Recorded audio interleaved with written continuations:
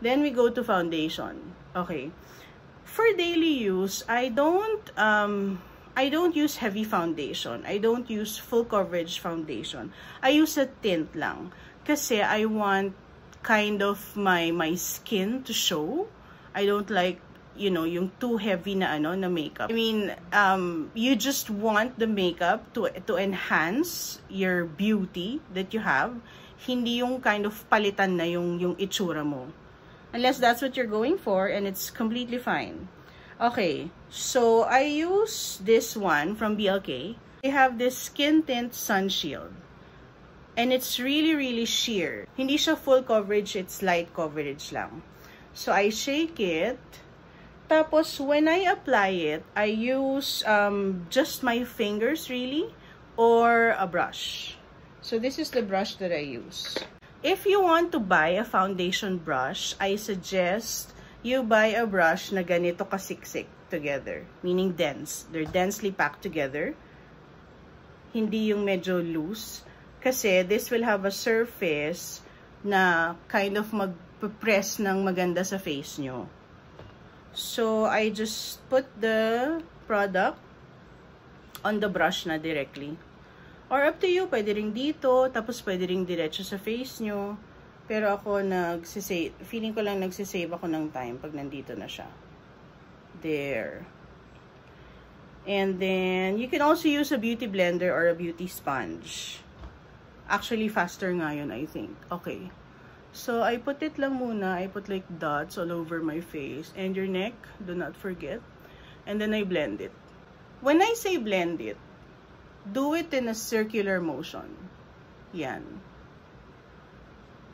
Why? Kasi this way, mas magmumukhang seamless yung lagay nyo.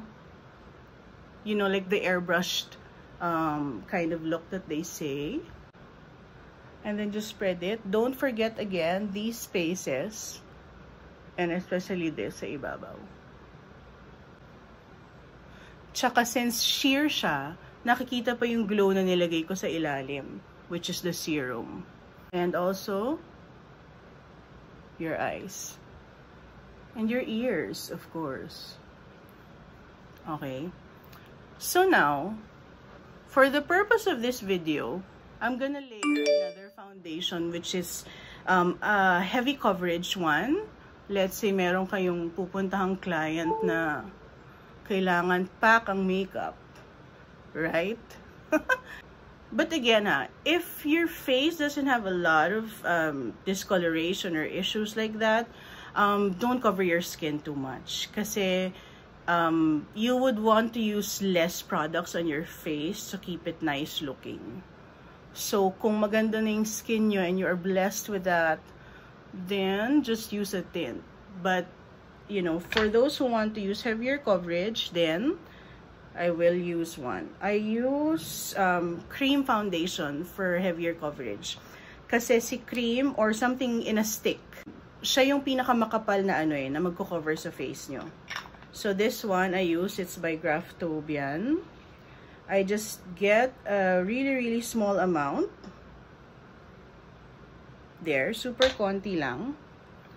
And then, a trick that you can do if you want something glowy na foundation is, you get a liquid highlighter or kahit yung serum kanina na glowy.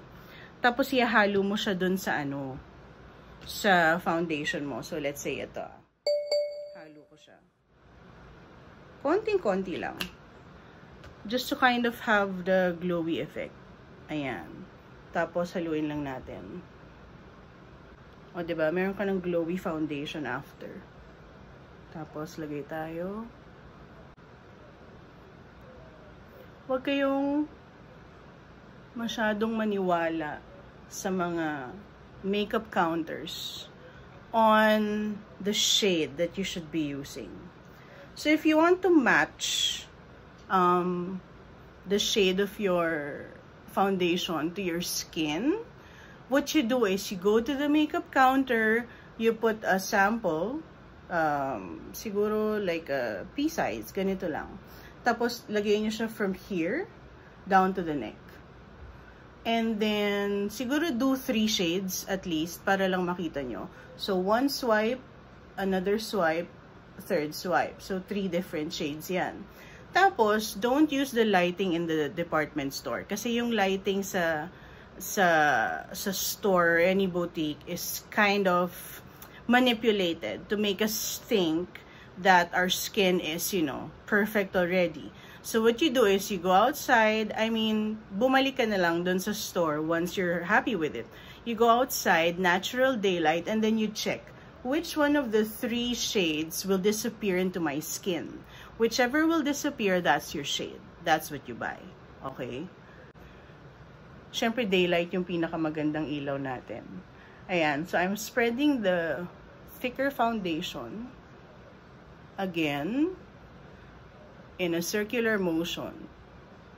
Kasi nga, para mag-blend siya ng maganda. Oh, and if you want to use a sponge, it's fine. But when you're using the beauty blender or a sponge that's shaped like this, you bounce it lang on your skin. Ganyan lang siya.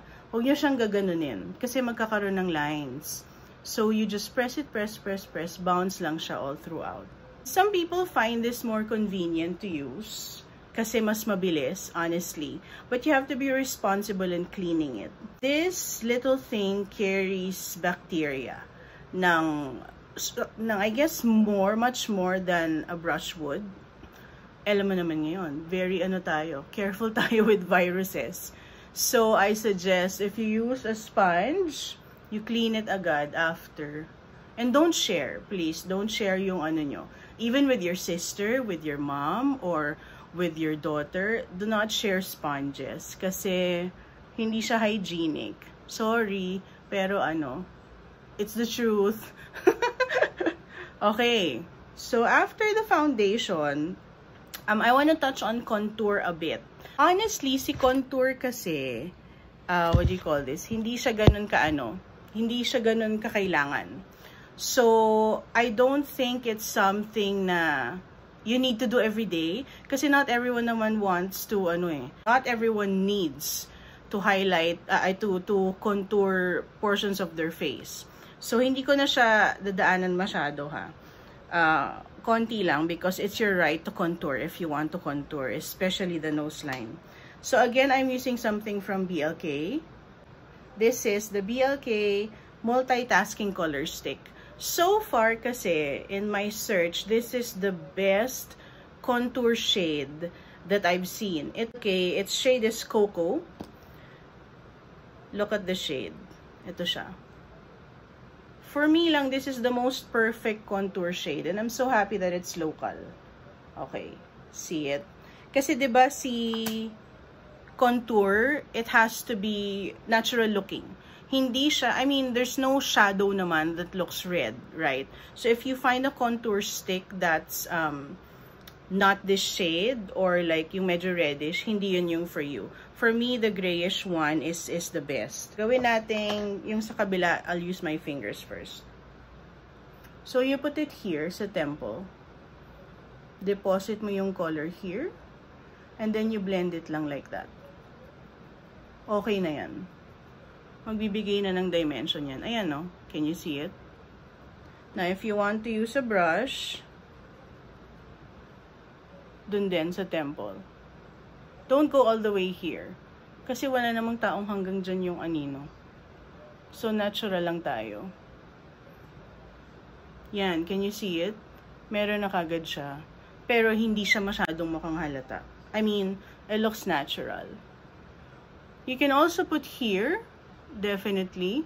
Pero again, for daily and for office, I don't really suggest using too much contour. For the nose line, maglagay tayo. Because a lot of people request that.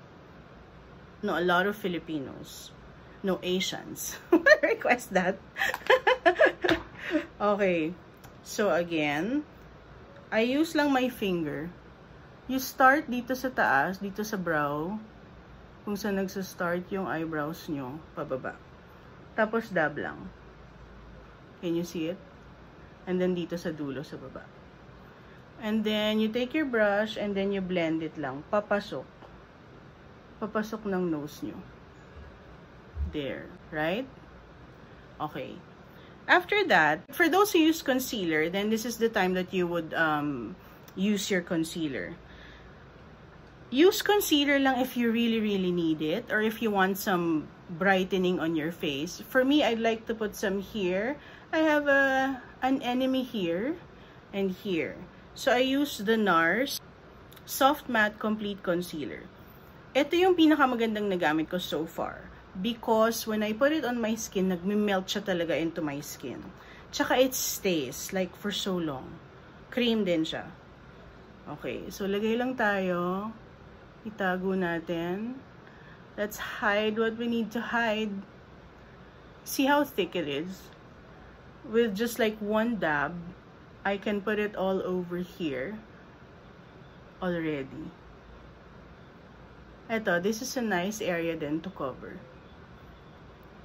And then here. There you go. Under eyes, lagay rin tayo. Ako kasi I don't really put much kasi I wear glasses every day. So hindi siya much of an issue for me. But for those who want to put, then here. And then you dab it lang. You can use a sponge also. Or your fingers. Pero yung fingers kasi maganda kasi parang minimelt niya muna ng konti sa heat ng kamay mo yung product before you place it on the skin. Okay. And then after the concealer, I go top to bottom. So for the brows, I use pencil.